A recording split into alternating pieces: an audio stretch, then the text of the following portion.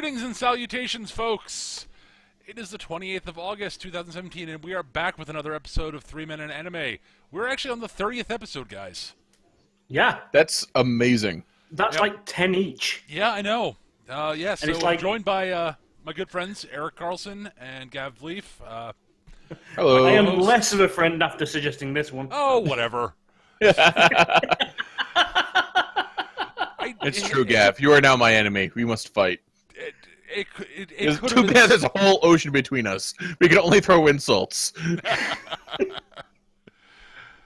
So yeah, we're covering Gav's most recent choice, Keijo. See, this is what happens when you throw it open to suggestions. Yeah, a quote sports/battle series. End quotes. Let's get this out of the way. We'll be nice and blunt from the start. If you don't like fan service, just don't bother. Really, there is virtually nothing to recommend this series. I will be completely honest. Aside from some good sound work, Some excellent sound work, to be perfectly honest. Yeah. Their Foley guy is great. and the fact that every character passes the silhouette test, basically. Yes. They're actually There is some visually solid distinct. design, and I'm not going to lie. Some of the jokes are really funny. Not enough of them, Eric. Not even close to enough of them. Gate of Booty Lawn.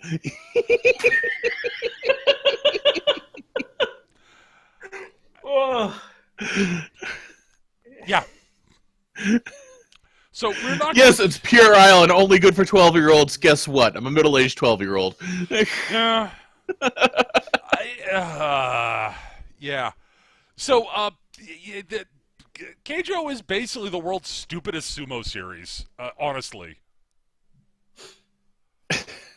Yeah, it is legitimate. Well, I say legitimately. It is based on something that actually does exist. Yes.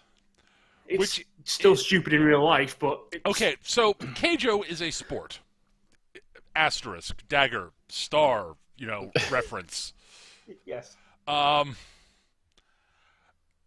It's a competition between women at a pool on these little things called land, which are initially presented as little circular discs in the pool.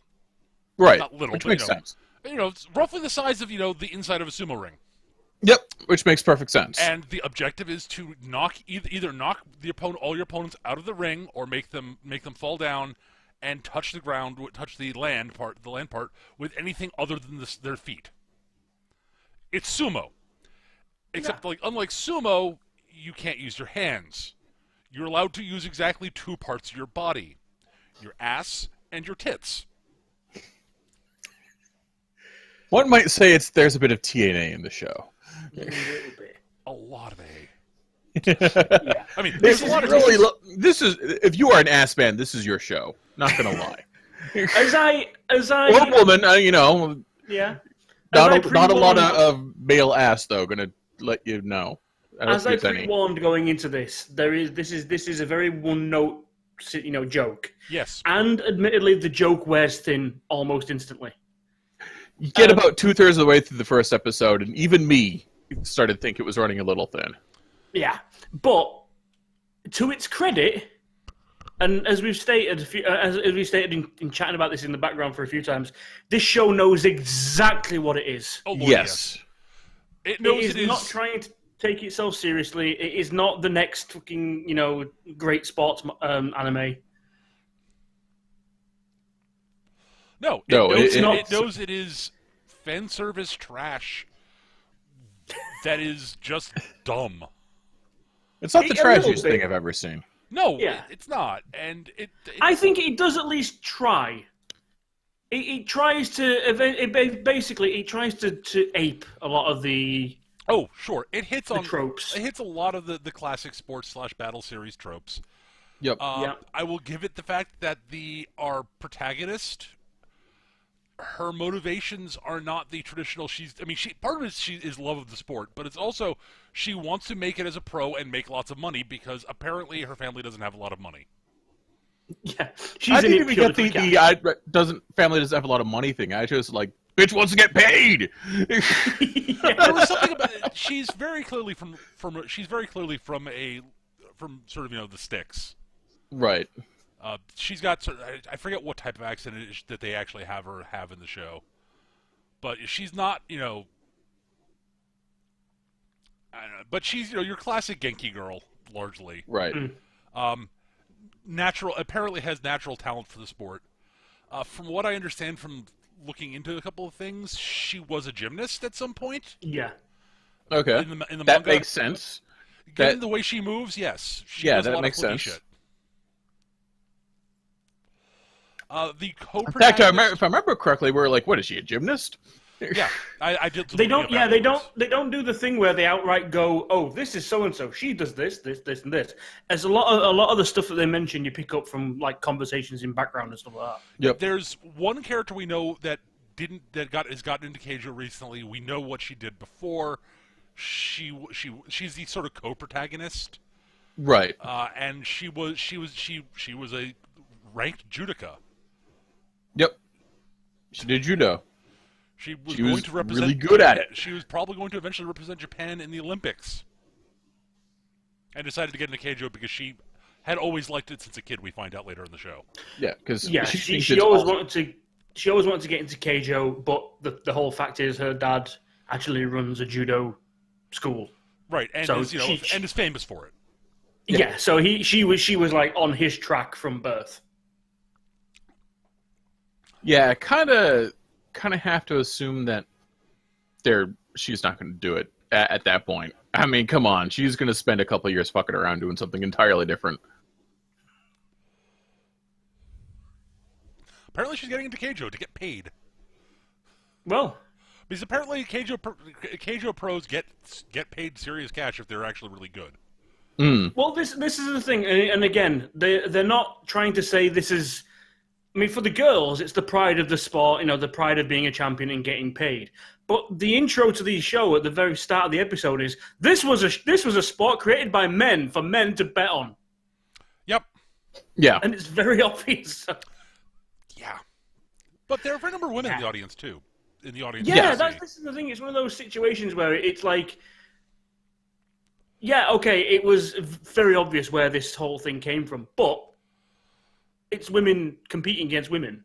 It's ridiculous, but yeah, I mean, it's apparently a real thing.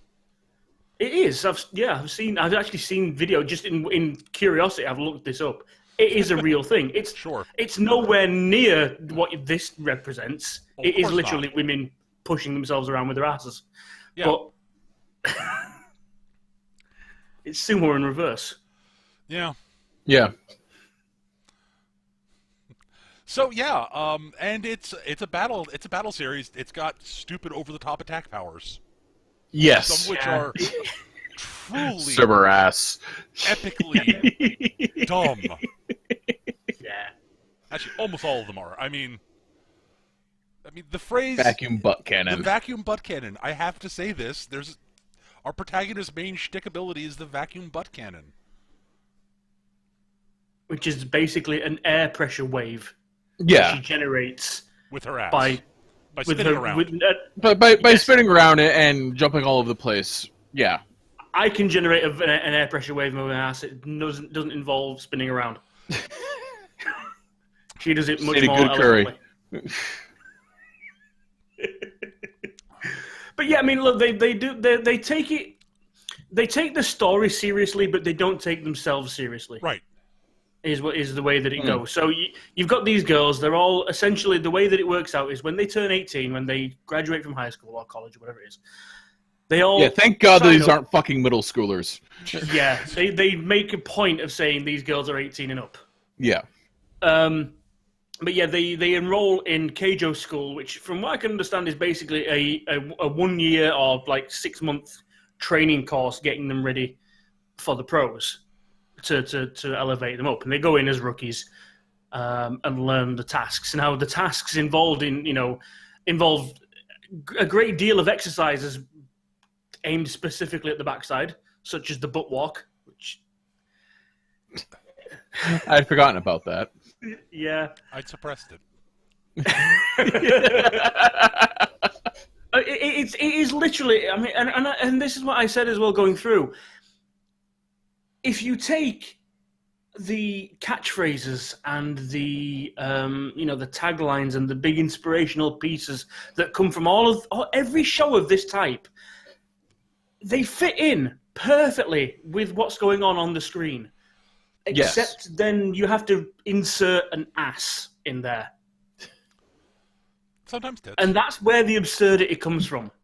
Sometimes tits. And sometimes tits, because it's taking itself so... The most stupid and insane shit, honestly... Well, no, because there's the gates of Bootylon, but... The gates of Bootylon are fucking amazing. And Cerberus, yes, also, but... Cerberus, yes. Yeah. So, to explain the gates of Bootylon, one of the characters can basically learn other people's techniques by feeling their ass. And what she does, she ends up like giving free massages to everyone at the school in order to filch their techniques. So in her big like final fight during the final arc of the show, she names the technique the Gates of Bootylon, and I swear to God, straight out of the Fate series, you have the golden portals and asses come out. It's hilarious. Yeah. I actually had to rewind it when that happened. I admit, I considered rewinding it just to make sure. No one has ever had to pause and rewind. I considered just to make sure I actually was reading what I read correctly in the subtitles. Yeah. So I mean, look, we're not going to get into the plot of this because there is no plot. It's a battle anime. It's a battle anime. There's no, Yeah, it's our heroes learn things. They learn lessons along the way and beat people. Right. They show up. They learn techniques. They fight. Training montage. Fight. Training montage. Big tournament. Epic final tournament against the other Keijo school. Yes. Because there are two of them in Japan. One in the East, one in the West. That's how everything works. Didn't you listen to Gundam Build Fighters? There were multiple schools in Gundam Build Fighters, Eric. Gav. There were a bunch of schools in Gundam Build Fighters. There are usually bunches of schools that are broken. Then they break it into East and West competitions, and then the best from each go to the big tournament. Yep. There aren't usually just two schools. So we had. Obviously, Keijo isn't quite as popular as they're trying to make out, but it is well paid. Well, Keijo does not have a Keijo Mafia where they have people that sneak into tournaments to wave their asses around, unlike the Gundam Build Fighters. Seriously, there's a fucking Gunpla Mafia! I still can't get over that.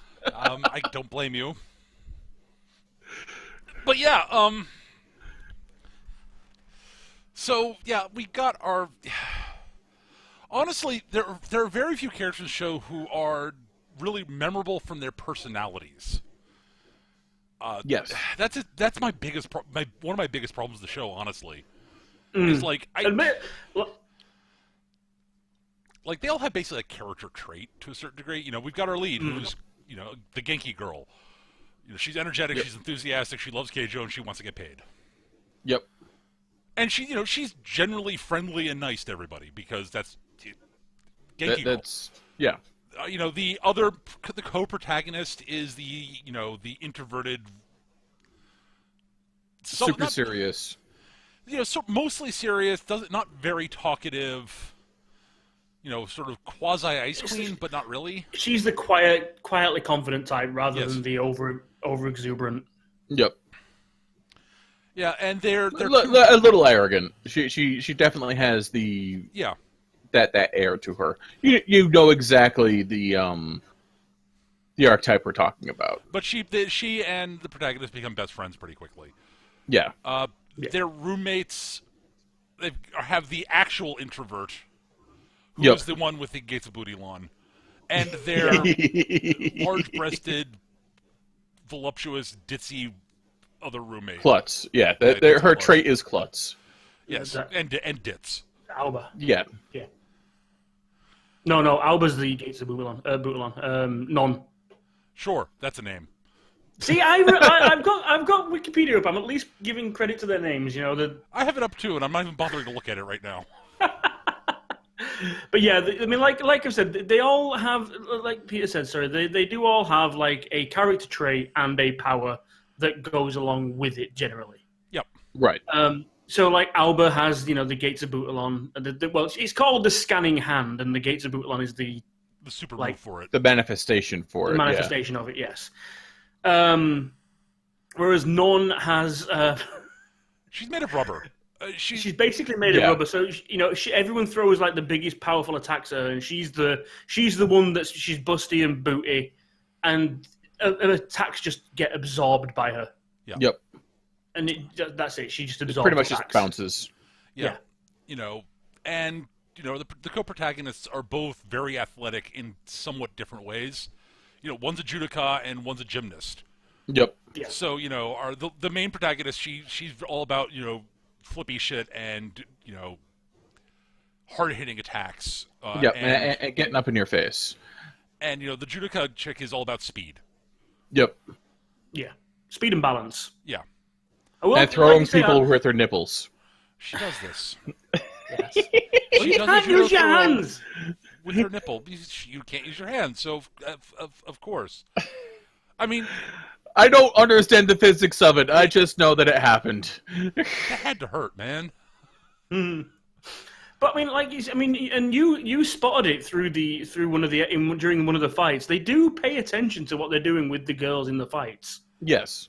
Like, there's one bit where it's like, oh no, she's been thrown off balance, and you know she could literally just fall in at any moment. And Peter's like, she's a judoka. Yeah. Yep. She's got really good balance. She'll make it, and she did. No, we all were like, oh, that's a trap. Right. She doesn't lose her balance. That Right. doesn't And happen. the scanning head chick, you know, the introvert, she's actually a strategist. So Yep. the main competition ends up being a team fight, bunch of team fights. So she actually lays out several traps for the opposing team, which are actually kind of clever. Yes. It's like, okay, The yeah, fact that their fight happens on 2 seaplanes for reasons. Oh god, For some reason the in the- lands get absurd in the tournament. Yeah. There's a jungle gym one that's just begging for a broken neck. There's the 2 linked seaplanes with propellers still, Yep. Yeah. and the giant, like, you know, Japanese castle thing that every time someone's knocked out gets lower into the water. That was a really deep pool. No That fucking was. shit. Jesus. Like, I think it might have been deeper than Olympic diving pools, for crying out loud. It had to have been. Yeah, it's the show's absurd and stupid. And then, you know, the rest of the school, the other major character, basically the school gets divided into, you know, the regular girls and the elites, and the elites get like super awesome training. They get gourmet food, you know, 3 meals a day. That fancy ice cream is going in my face. And, you know, of course, There are some great lines like that. you know, our trio of girls, there's a little mini tournament within the school, and our quartet, the Ruiz, you know, end up being promoted up to the elites because it's all competitions against the elite group. Yep. And they all get to show their stuff.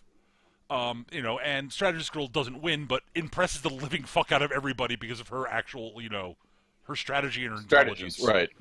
And the fact that she basically corners the school's ace and Yeah. forces her to use a Who she technique is. that she's not supposed to use at this level. Yes. Hypno boobs. Brief aside, I really like one of the instructors. Probably my favorite character. Yes, one of the instructors is Miss Ujibay. Yeah, Ujibay. Yeah, she's, you know, she was a former. All the instructors are former Keijo pros. Yep. And one of them put on a lot of weight after she retired. Yeah, and- she's short and dumpy and not terribly attractive, and is entirely okay with that, and so is everyone else, and she's just allowed to be that, and that's kind of awesome. And like, Also, she's a badass. she is a complete badass. You know, and she still has retained a lot of her athleticism somehow. Oh, Yep. Honestly, she moves like a Sumatori. Honestly, Yes.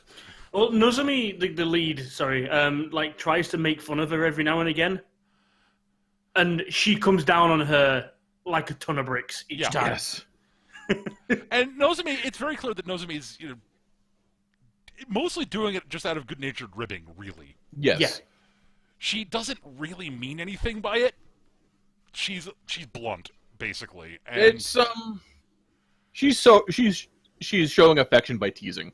basically. You see, the thing that and this is what ruins. Well, this is one of the things I don't like to see when I look into anime. If this had been as blunt and vapid as it is, then fair enough. But just a quick read of the wiki here, and I'm learning so much. And we got this. What was the other show we got this with? It was the last one, Blood Blockade. Yes. It's like you've got characters with potentially interesting things to look into, and instead you spend time on a ass joke. Because according to the wiki here, there's a whole scene where Miss Ujibe, when she finds out that Nozomi can do the vacuum butt cannon, because it's meant to be this extremely difficult move that even the pros can't master, because of course she's the lead, Right. and she does it accidentally. And it tends to cause early burnout as you Exactly. Yeah. basically gives you like friggin' herniated discs all up and down your spine. Yes, it can cause severe injury if it's not done right. The reason Miss Ujibe pulls Nozomi aside and forbids her from doing it, according to the wiki, is because she did it herself. That was actually my gut feeling. Yeah, no, that was. They don't spell it out, but it is clear. Yeah, it wasn't a generic warning. It's because she's done it herself, and it very well could have been the reason why she stopped competing. Yep, I'm. That was my gut feeling. Is the reason she's no longer competing, and she's put on the weight as she hurt her back doing the vacuum butt cannon. Yep. It makes a lot of sense.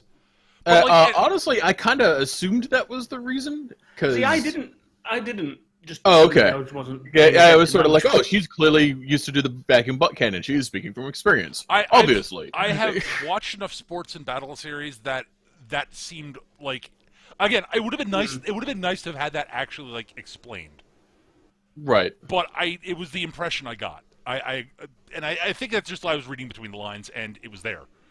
The other thing about I really do agree with Eric. The other thing Eric, you mentioned this, and it's not just that everyone's okay with the fact that she's not your typical Keijo hottie.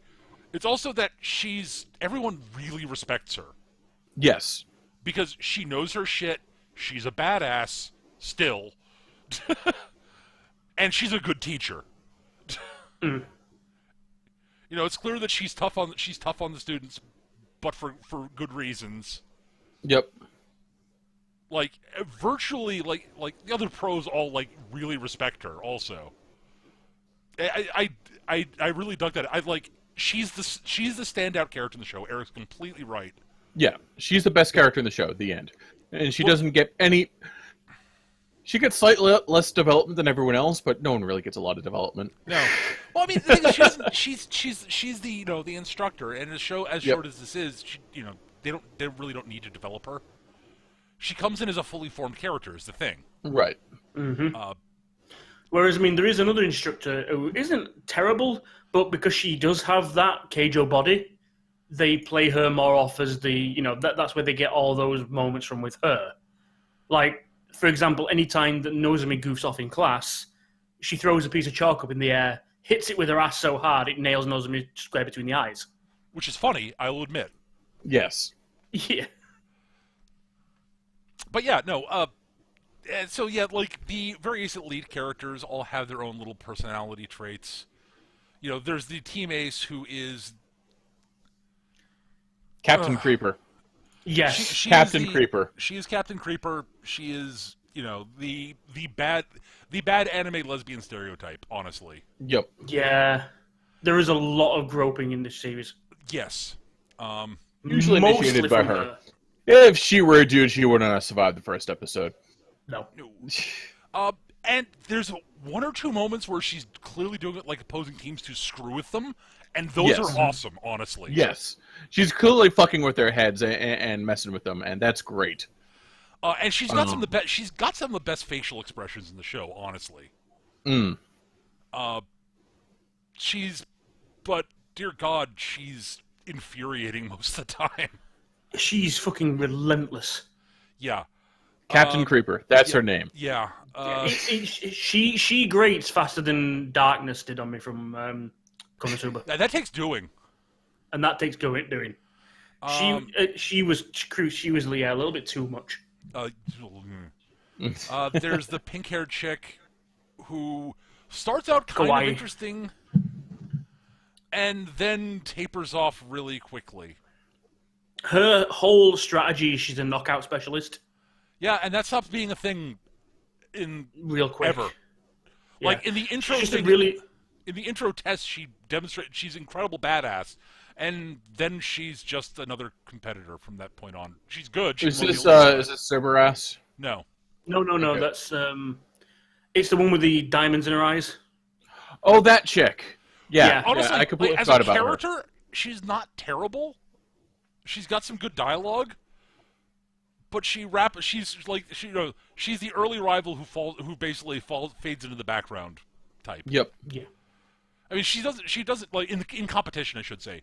As as a personality, she's one of the more front and center people, and she's the one who basically she's the first of the elite crew to really sort of take a liking to the main protagonist and her friends eventually. Yeah. She's the one who's like looks at me. Okay, no, these four actually have talent. I think my fellow elites are underestimating them more than a little bit. Yeah. Then there's the elite super speedster who has a rivalry with the judoka chick. Yeah. Yep. She also has a little bit of creeper to her, but Not to the same level as the blonde. No, not near nearly as to the much. same extent. But again, the only the way that you notice her is she's the one there. For some reason, her hair turns into cat ears when she gets serious. Yeah. That's her thing. Yeah. Yeah. Then there's the girl with Cerberus. Cerberus. Oh my god. Tony, I'm going to she's be a honest. The Foley work for her is great. Like, Oh, there's yeah, something sure. about the unworldly, like the unworldly electronic howling when she summons ghost dogs out of her ass. I am not kidding. He's not kidding. Obviously, And she goes honestly, sliding around on the land with on her feet, just sliding around with being pulled around by her ass. It makes no goddamn Yeah. sense. It makes less sense than Yeah. almost anything else in the show. she's the one for me that makes no sense. That's the only of the abilities. Because I mean, they do the whole thing where these girls don't have superpowers, They have superpowers. but they have superpowers. But they're just normal girls. It's just that their abilities are being exaggerated to show them off. So Right. the super speedsters, yes, they can move at the speed of light Apparently, yes. because they're the two fastest girls. Hell, there's one And scene. their asses glow. There's one scene right in the very first episode where, in the training battle, somebody attacks Miyata with her boobs, face on, and this is a typical anime girl, boobs as big as a head, and Right. she's there going, "Ha! There's no way you can block me with those tiny little things," and all of a sudden, Miyata's boobs just go boom out of nowhere, and it turns out that it's just because of the after image. She's turned around so fast and swung her ass into place. Yes. And it's the buttocks that you can see instead of boobs. I remember that.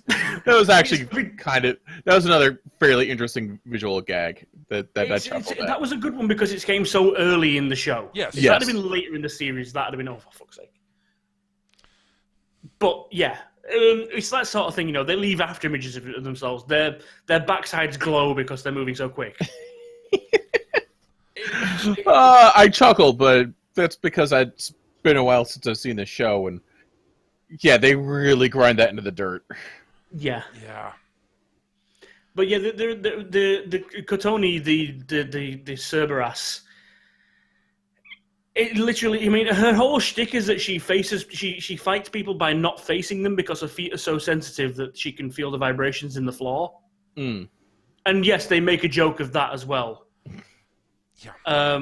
Mio Kusakai, she says, "Wow, this is really going to be bad for her. She's kind of sensitive below the waist, if you know what I mean."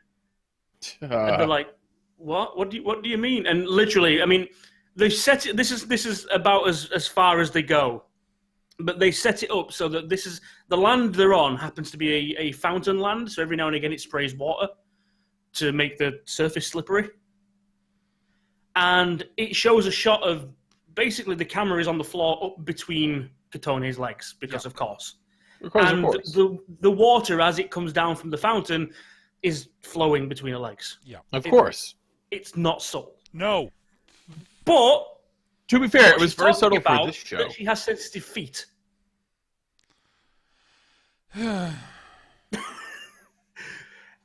Yeah, that's the level of humor we're getting here.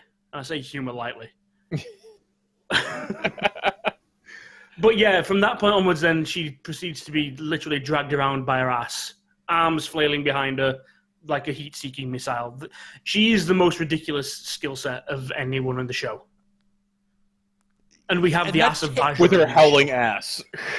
Yeah. And this takes doing because it's stupid. The show is dumb.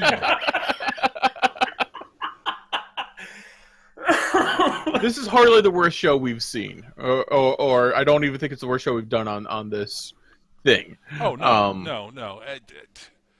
I didn't hate. I don't know. I will say this: of the shows we've covered, this is objectively the worst show we've covered. Yeah, it's probably not the one it's not the one I've disliked the most. But I was getting to that. It is objectively bad. There's like it's again there are two things about it that I can state are all well done. One is the characters are all visually distinct, and Eric's right too. The Foley works really good, but like the characters are not well done. It's not well animated. It's Yeah, not they terribly do- well animated. They do have they do bust out the budget towards the end of the series. They do have a couple of shining moments, but a lot of it is done with still shots and panning cameras. Yep. And oh my god, some of the background characters just like, is that supposed to be a person? like seriously, some of them I'm just like, really? Yeah. It.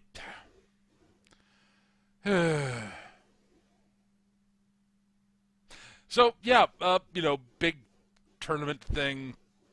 Opposing school, the opposing school has apparently won every inter-school contest 10 in a row. They're all very arrogant and like, yeah, you guys can't possibly beat us. They lose. Right. Of course they lose. They have to.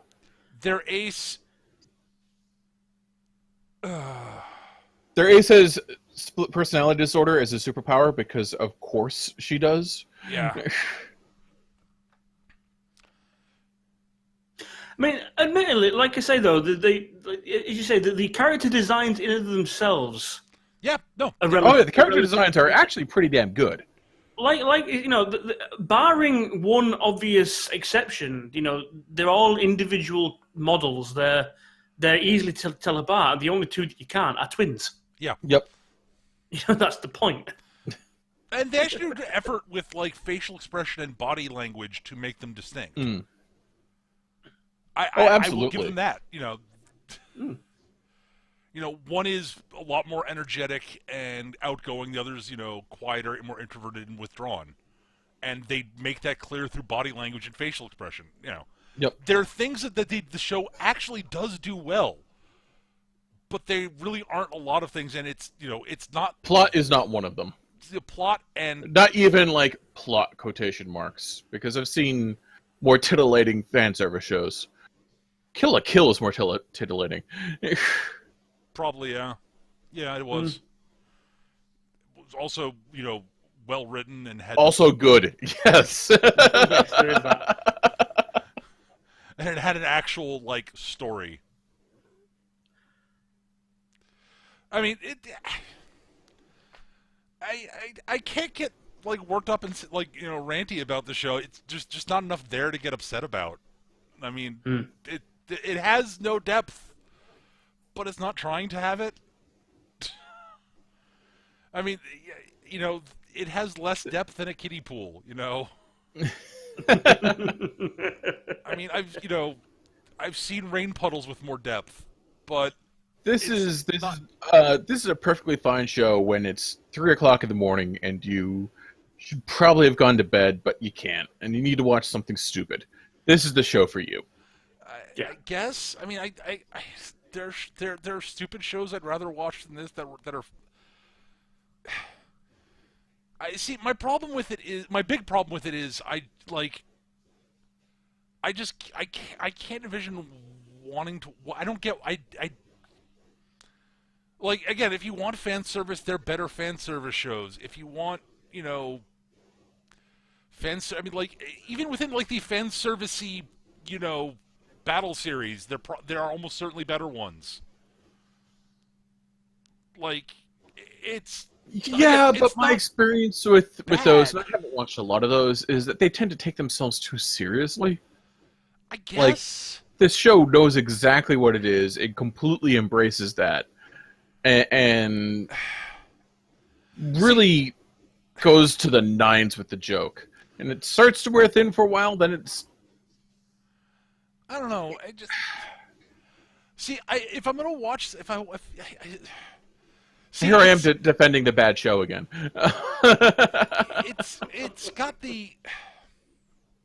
See, here's my thing, my biggest problem... I'm going back to my big complaint about it.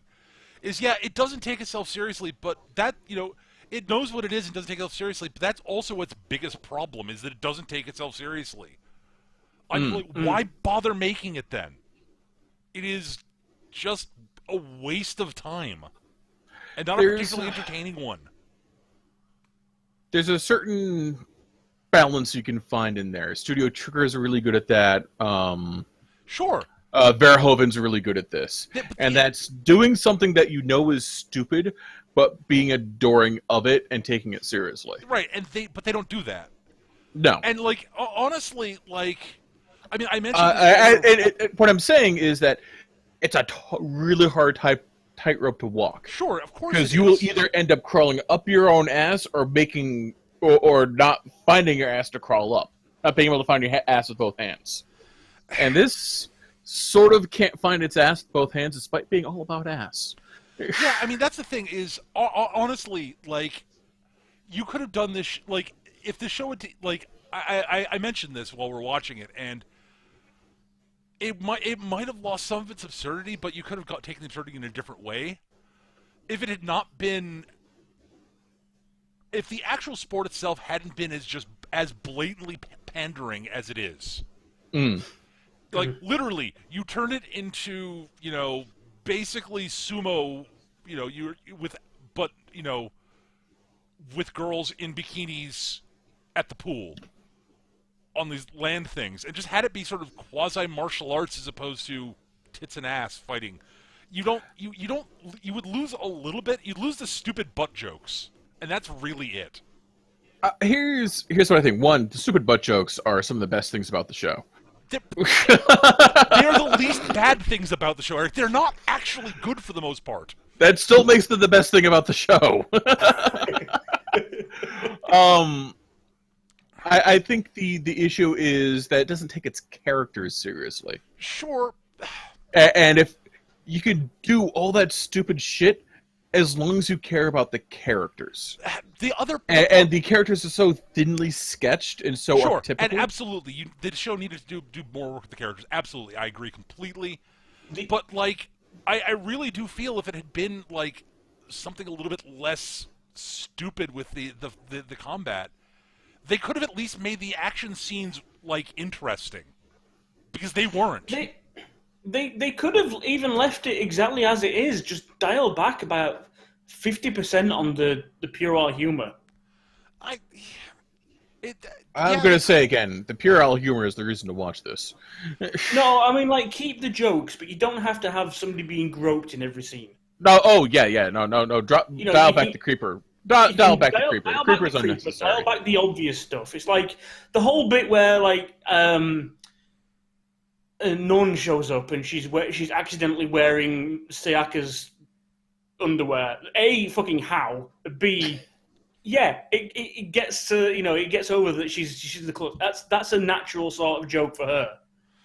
Sure. The- It was a case of, okay, how did you not notice you were putting on a bra that was like 8 sizes too small? Yeah. Like, you're dumb, but you can't be that stupid. You're capable of breathing and eating and like talking. But Peter, you have never worked in the bar, have you? no, but I've worked retail. There's another one where they're all trying on these new training suits, which are basically meant to restrict and hold them back. So it's like resistance suits basically. Right. And they happen to be like, because of the layering and all the rest of it, they're quite padded. And there's a scene where Sayaka's in there because her whole thing is she's been jealous of all the girls with the huge boobs because she's fairly flat chested. And By this show's standards. By anime He's standards. a solid right? C. by anime for the standards, most part. yeah. So she's looking in the mirror. She's like, "Oh wow, that's kind of cool." And she's like, "Hey boys, look at my boobs. Aren't they nice and juicy?" And just out of nowhere from behind her, Rin's like, "No, they are not." She's like, "Oh my god!" And some of the delivery, some of the reads, some of the voice work in this is Some of the voice great. work is actually decent. I agree. But no, I watched the dub with subtitles because if I'm gonna watch a show like this, I'm not gonna bother. I'm not gonna try too hard. fair enough. So I watched the dub with subtitles, and credit where the credit is due, the dub's actually pretty not terrible. I was gonna say good, but Well, from what I understand, it was Funimation that did it, and it is Yes. it's not their A team. It was a bunch some well-known actresses, a couple of new people, and just seeing how they can go. And in fact, the lead Nozomi is actually played by Lee Connors, the girl that does a lot of Team 4-Star stuff. Hmm. And she's the actually Android 18. one of the reporters, the only male character really, is voiced by the same guy that did Mustang for the Full Metal Alchemist dub. Okay. Mm-hmm. And yeah, I recognize the voice. It's like, holy crap, that is not at all like Roy Mustang, but it sounds like him. Okay. I do want to go. I do want to make one little point about when I was talking about the actual combat. The reason I was my main reason for sort of really commenting on that, honestly, is it's a battle series with really not interesting combat because because of the limitations of the way the girls fight and because of the gags. And if you're gonna do a battle series and you're not going to be deep, you got to at least have interesting fights. Yeah, there's only so many ways you can swing your hips at someone. Yeah. And the show is like the fights are really not interesting. And it's like that's one of the major reasons why I'm like if this had been like a more traditional battle series in some ways, except set at the pool in on those stupid land things in bathing suits. You could have kept some of the ass attacks because why the fuck not? Like the gates. You could keep the gates of Booty Lawn. It's not hard. The gates of Booty Lawn are the best thing about this show. Yeah. Well, other than there are some silly ones that are like, it's like I say, a lot of shows are referenced in this. So you've got like One Piece with Attack the on ass Titan. Gatling. Yep. The speedsters are all capable of basically like a rapid fire attack, which basically looks like, it's Gumma Gumma Gatling basically. Yeah. There's Attack on Titan. It's the most blatant one. The speedsters also, well, actually, not in the speedsters, but Sayaka actually, she develops a technique, shall we say, which actually, for me, is one of the most interesting visually of the fighting styles, because bluntly, she's not there. She develops a way to make herself go faster, and I'm not going to spoil why. It's the least logical thing that happens, and this is a show where someone summons asses out of golden gates. Yes, but basically she gets to a point where, and again, God bless the Foley guy, because the work that he does on this sells it for me. Because you hear that pop of, something moving so fast that the air is rushing in to fill the space it was in. And she's literally just bang from nowhere a hit. Bang from nowhere a hit. And it's the most interesting fighting style because they don't have to animate somebody spinning around and whipping the hip and all this sort of stuff. It's just oh my god, where the fuck is she going to come from next? Right. But the biggest tragedy for me is, conceptually, our lead, Nozomi, she's an ex-gymnast. She does all this cool flippy shit, and then has to go to her ass. That gymnastic shit would lead to some really interesting, combat style shit. Again, this is just sort of the honestly, this is the part of me that, I one of my formative things I grew up watching were cheesy kung fu flicks. So I'm looking at this going, but this could have been cheesy kung fu flicks with chicks in bikinis at the pool. There's something there. Yeah. I mean, nothing good, but the show was never going to be good. Let's be completely upfront and honest about this. I don't know about that. I would be interested to see what certain writers could do with it. And I can't. They're all character writers. I would like to do some stuff with it. Because how seriously can you take your characters when they can only attack with their ass or tits, and they summon ghost dogs from their butt?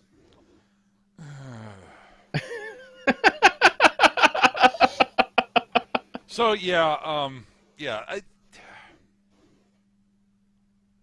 think one of the most disappointing things about this, and the fact, okay, there's about 2 decades between the two, but this show was actually produced, and Peter spotted it halfway through. This show was actually produced by the same studio that gave us Nadeshiko and Yamato 2199 and Yamato. Yep. It's a Zebek show. It's clearly not their A team.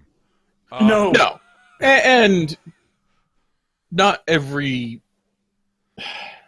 Madhouse produces is gold. Not everything Trigger does is great. Not everything Gainax does is trash. Right, and not everything. Hell, A1 Pictures has made some good shit. Yes, A1 Pictures, the guys that used the same face for everyone. See, this is not an A1 show, at least. Yes, you can tell the characters apart easily. Yes, if they were in silhouette. They had different bone structure. Seriously, that is the thing that caught my eye the most about the show. I was astonished by that. I will flatly admit that. I was not expecting that. It's not even a small cast because we've got 1, 2, 3, 4. There's 12 on each side basically. When we get by the end of it, we've got 12 girls of the same age on each side, and other than the twins, there are no duplicates. Right. To be fair, they cheat by giving one a Char Anzabal mask. Yeah, there's a good. And she never approached the battlefield at 3 times normal speed. Come on. But yeah, they reference. There are a bunch of other anime series references. Some which are amusing, some which are for fuck's sake. Yeah, there's even a Gurren Lagann reference. Yes. Peter's groan drowned it out. I'm sorry. I didn't groan. I said, "Oh, for fuck's sake!" I was bordering on shouting. That was a. Yeah. Yeah. Wasn't good.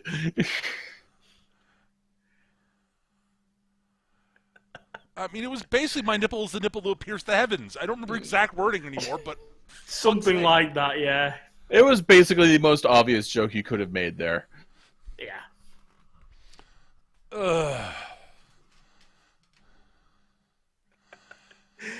I get where you're coming from, Peter. I think if they'd have realized the stupidity of the show, which they did. Yes. But then decided to go, to take it seriously, at least with the characters within the show. Yeah, they needed to do something. And they didn't. There could have been something there. It's very clear they just were like, and this, again, it's based on a manga, which apparently has just very recently been canceled. But the manga's been ran for 4 like I years. said, like aside from the occasional like reference to something better, the jokes were pretty thin, pretty quick. Yeah, it's. Yeah, so according to this, it had 18 volumes that ran between July 2013 until April this year. Yep. Yeah, I looked it up. It's like 154 chapters. I'm not sure how much of that this show covers, but I don't know, and Well, I don't care. my understanding is that good rule of thumb is you'll get 3 chapters per episode. Roundabouts, usually. It's 2 to 3, usually. And they've produced what? Well, we watched the 12-episode series. There are 6 OVAs as well, but This did much better financially than I thought it would. But yeah, it ran for a while, and I mean, I will say this: I'm all for sports / battle series featuring female protagonists and female characters.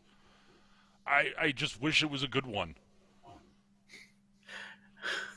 See, according to this, just reading from the wiki now, in November 2016, Crunchyroll revealed their most viewed anime shows of the season in the United States, per state.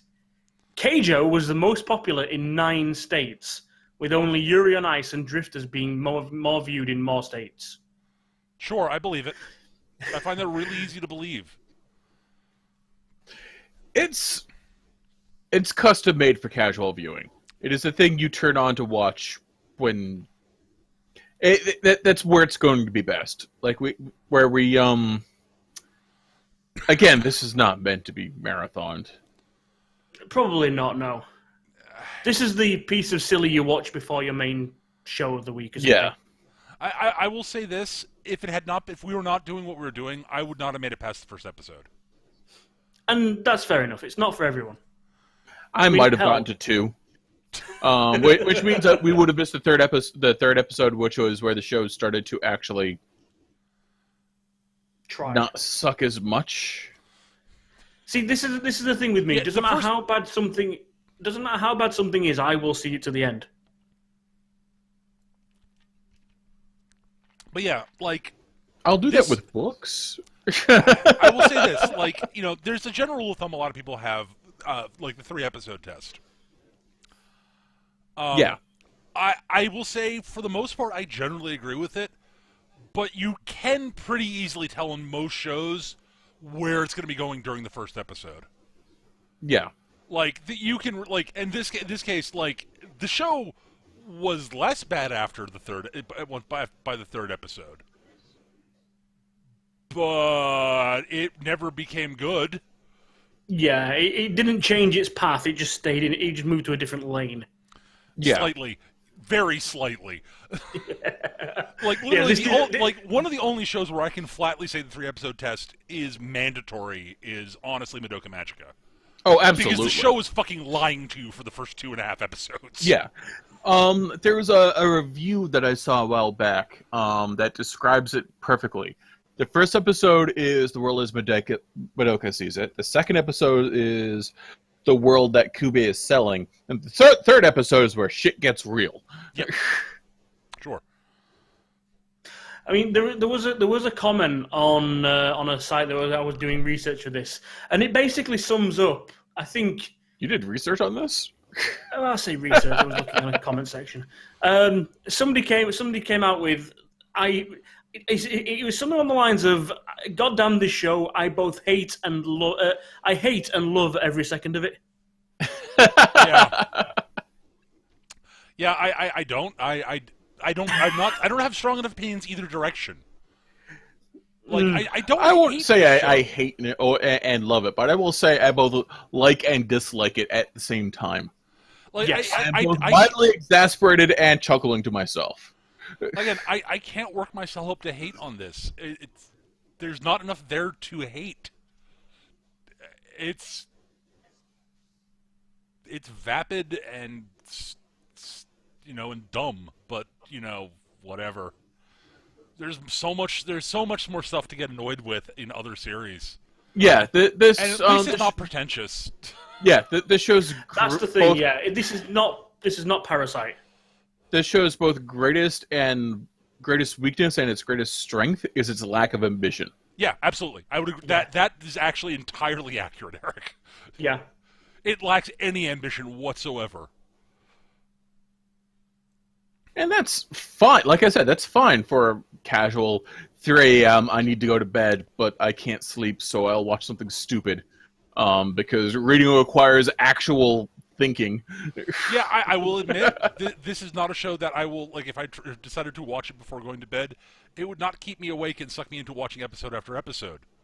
Right, it's perfect for that. But, I wouldn't, but I'd also probably turn it off partway through the episode and just go, fuck that, and go do something else. I welcome the oblivion of sleep. Most of us do. It's just that it escapes us sometimes. Yeah, it's just... No, like I said, I knew going into this that Eric would probably find some amusement with some of the jokes to a degree. Peter would outright hate it. Well, not hate it, but, this is not a show I would end up recommending, no. No, yeah. But, see, this is the thing. I am so laid back with it. This is actually the second time I've watched this through. So, and I'm just one of those people where if I start watching something, I will finish it through. I wasn't, I didn't have strong opinions either way. It was like something I've seen. Right. But when it was recommended to me by a friend again to do for this, I was like, okay, sure. It wasn't, it's not like, good God, no, I'm not touching that again. It's not Psychano. For very different reasons. Very different reasons. For entirely different reasons. Psychano was amazing. I never want to see it again. Yes. This is the thing. It's not amazing, but I don't mind watching it again if there's nothing else to recommend. And somebody asked me to put it in the pile. Sure. And that's fine. I don't fault you. Honestly, I don't fault you. No, we never started this saying that every show we're going to find is the best show. Oh no, ever. we started off. No. This all started off with us doing shows we wanted our friends to watch, but we'll run out of that sort of stuff, and we'll experiment, and that's fine. And we've covered technically covered 3 fan service shows now. Each of us have recommended one. Yeah, one each. This is definitively the least good. Damn you, Gav! Admittedly, though, it's the least good.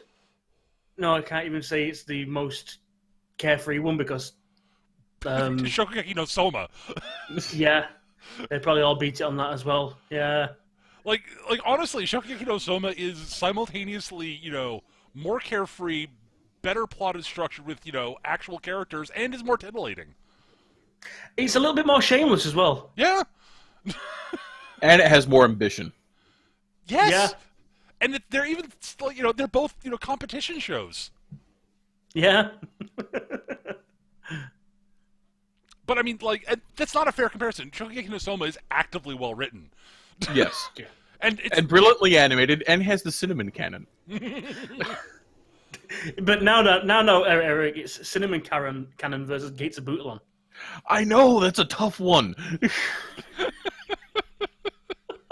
Which is more absurd? I don't know. I will say this, Eric. The Cinnamon Cannon is only during the intro of Shokugeki no Soma. The Gates of Bootalon actually happens during Keijo. I know. I'm not. Yeah, you know what? My fondest memory of the show is the Gates of Bootalon, and for nothing else, it gave me that. And they stole the best thing about it as well. They blatantly stole the animation for it straight out of Fate Zero. Oh yeah. Oh no. They clearly went. You know what? Let's just do. We're doing enough other references. Let's just go fucking full bore. They did. Instead of spears and blades coming out, it'll be butts. It'll be great, and they weren't wrong.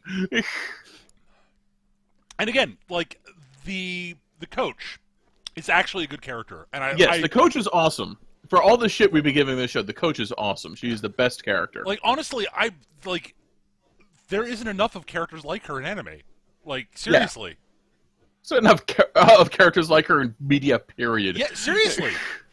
Like, she is treated seriously and with respect, and it's like, that doesn't happen. Yeah. Like, what? and she whoops ass in Keijo against the girls during the training. Yeah, she's awesome. And this is the thing. So it's like, imagine like all the anime out there. Whenever you see like an older, wiser, a teacher style lady, there are variably two styles.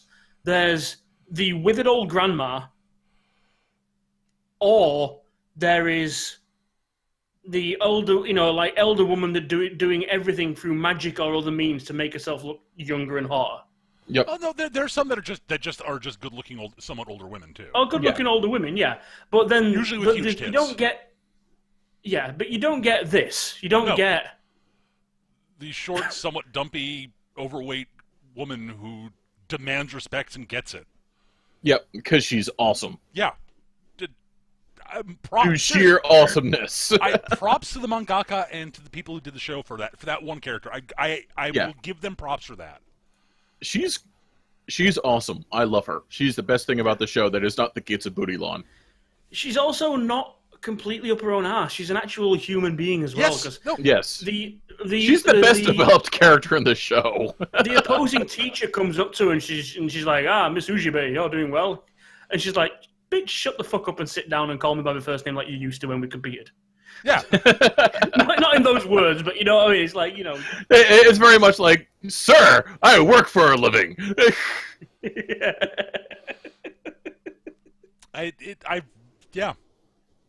So I guess, there's not much else to talk about in the show is the thing. Again. Yeah, the plot is profoundly straightforward. Even if we're to do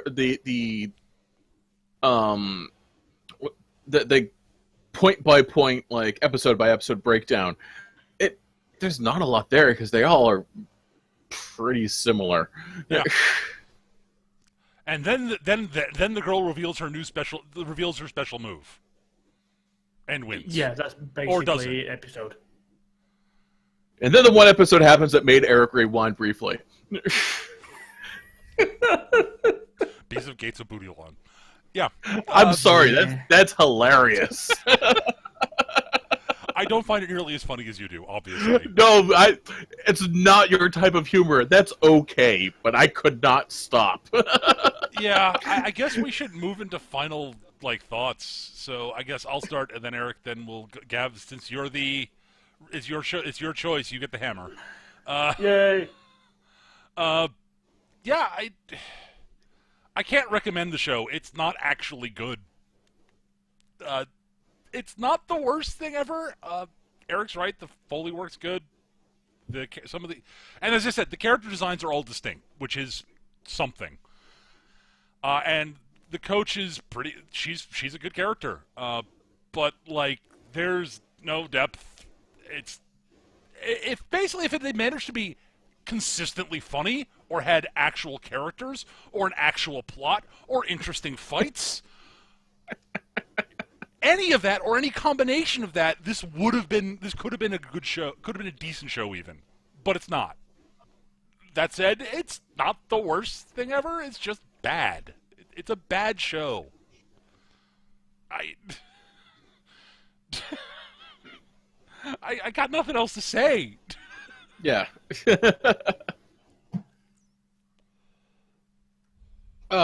So I guess that leaves it falls to me now. Yeah. The animation's not particularly good. It's not the worst animation I've seen, and not the worst animation I've seen in the modern era, so to speak. Though it does have the worst background work. Like, seriously, what were those supposed to be people?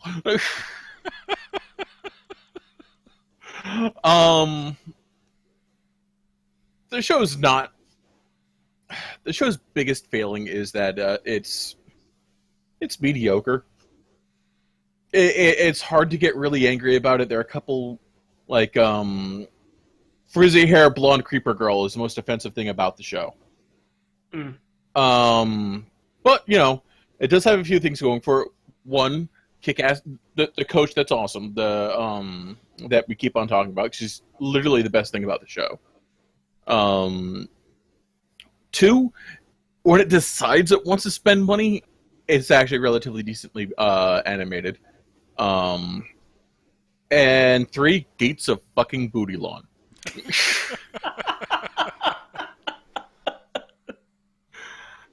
But yeah, the characters are so thinly sketched archetypes that I have trouble rooting for any of them beyond the coach and the one introvert girl. But the introvert girl gets mentioned because Gates of Booty Lawn, it's her shtick. To be fair, I liked her initially also before she revealed that power because she's, I don't know, I found her more interesting than the others. Sure. That's all I got to say about her. It's pretty much all I got to say about the show. Also, it's not bad. It's not good. It's soundly mediocre. It is something to watch at 3 a.m. when you need to kill time and can't sleep, and you want to you can't have your brain be actually active. So, of course, there are other shows I'd watch beyond that, but this one doesn't fall into my ballywick, shall we say. There are no giant robots. Yeah, I kind of have to agree more so with Eric. I mean, I kind of want to like this because it is so different to all the battle anime we've seen out there. It is at least trying something different, but yeah, there's no. That puts my finger on it. Basically, it's that lack of ambition. They've got the basis of something, but instead of then working with it and seeing actually what can we make out of this, they just say, no, tits and ass jokes. That'll do. Yeah, I mean, like, just echoing these guys, I mean, Miss Ujibei is by far the best character. A couple of the other girls do get a little bit of development, but nowhere near what you'd expect, like, from a show. Sayaka does get a little bit of follow-up with a dad, but it's very, story by numbers. Dad refuses to make contact with her because she gave up judo. Dad eventually comes around and comes to see her. He thinks it's utterly stupid and pointless and disgusting, and it's basically Peter sat in the crowd. But he doesn't want to be there at all until he sees his daughter being really good and kicking ass at something. And then all of a sudden it's like, yes, I still hate this, but my daughter is good. But yay. Well, it's all. I will say also, it's not just that she's good; it's that she's very clearly invested in it. Is what actually. Yeah. Yes. And she does use what her dad taught her to good effect by throwing people with her nipples. I don't think he taught her that. No. But he did teach her how to throw people, and the strategy involved to setting them up for such ridiculous things. Yes. And it is technically a hip throw, so...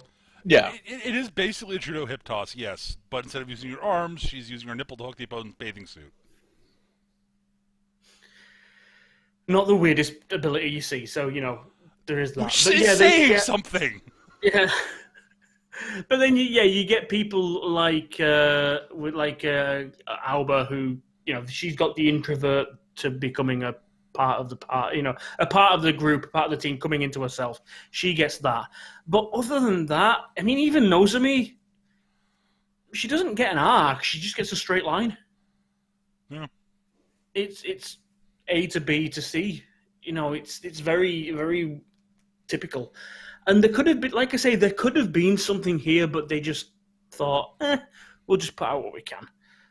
There's a couple of good parts, a couple of good one-liners, a couple of decent epic sort of scenes, but not enough to carry the whole show. It's well voiced for the most part. The Foley work on it is awesome. Really good work on the Foley. I do, like I say, a lot of the fights, a lot of the scenes are made because of that work. But yeah, I mean, watch it for a laugh with a bunch of friends so you don't feel weird. That way, the weirdness is spread around. Yeah. Like I said, the creeper levels get uncomfortable at points, but yeah, it's like I said, it's harmless. It's there. It's not good. It's not bad. It's there. Just, yeah, there's worse out there. So I guess it sounds like 1 thumbs down and 2 thumbs eh? Kinda, yeah. Pretty much. Like, there are better, more interesting things to watch. There's even better brain dead, need to find a way to shut things off so I can go to sleep. There is. Stuff out there. It is mediocre on every level. The only thing that bugs me Except most for about awesome this... Foley work. If you're into Foley work, this is the show. Yeah, I mean, there is one thing that bugs me about this show is it basically aired at almost the same time as My Hero Academia when it first started its first run. And it was basically the 2 big animes for this season, My Hero Academia and Keijo. Well, we know one which was one that clearly very good. The other was... Yes. Well, that's an interesting joke. Let's see how far they could stretch it. Not very far. I'm done. Oh, there's a link for you. Speaking of bad animes, I just thought I'll have a look and see who the voice actress for Miss Ujibei was. And I don't recognize a lot of her roles, but you will. Okay. She was in Glass Fleet. Oh, for fuck's sake. Oh, Jesus Christ. She was Elvia in Glass Fleet. I don't remember who that is. That doesn't mean anything. Doesn't mean anything. She wasn't the lead character in that show, which is the only thing that show has going for it. Glass Fleet was... You didn't even finish it, Eric. I got 3 episodes in. Yes. I gave the 3 See, episodes. that's a truly bad show. Oh God! Again, Jesus Christ. That is a show we are never covering on this podcast because I am not rewatching it. Oh, if you're curious about what a truly bad anime is, Glass Fleet. There you go. I had to claw my eyes out after 3 episodes. Luckily, I already ordered new eyes on Amazon, and they arrived the next day. So. Oh, there you go. Oh my God! This is some of the worst animation I've seen. And I've watched 12 Ounce Mouse. That is worse. That is actually worse. Yes. At any rate, so yeah, that's it for Keijo with lots of exclamation points. So many exclamation points. So many exclamation points. Yeah. So yeah, we've done 30 episodes, guys, and our 30th was Keijo. One to remember. Hopefully not. All seriousness, though, this has been a lot of fun, and we're going to keep doing this, obviously, because we've started the next series. Right. So it's my recommendation next, and we've started watching Season 1 of JoJo's Bizarre Adventure, the 2012 one. Yeah. Okay, so that we're 3 episodes into, and Dio is my hero. Just... you thought your first kiss would be with JoJo, but it was with me, Dio! I finally understand that meme, and it's perfect. It's great. I understand why it's a meme now. So yeah, we'll be watching JoJo's. So we're gonna be watching that. That's also made basically out of pure absurdity and poses and incredible. So many poses and amazing character designs. Like, oh Yes. my God. But that's going to do it for this week, folks. Thank you so much for joining us. I hope you found this episode entertaining. I had more fun recording the episode than I did watching the show, I'll be completely honest. But yeah, so we'll be back once we finish up JoJo. So thanks, guys. Thanks for watching. Hope you enjoyed it. Take care, everybody. I'll pick something better next time. No, you won't. Oh, Gav might. Anyways, bye. Bye.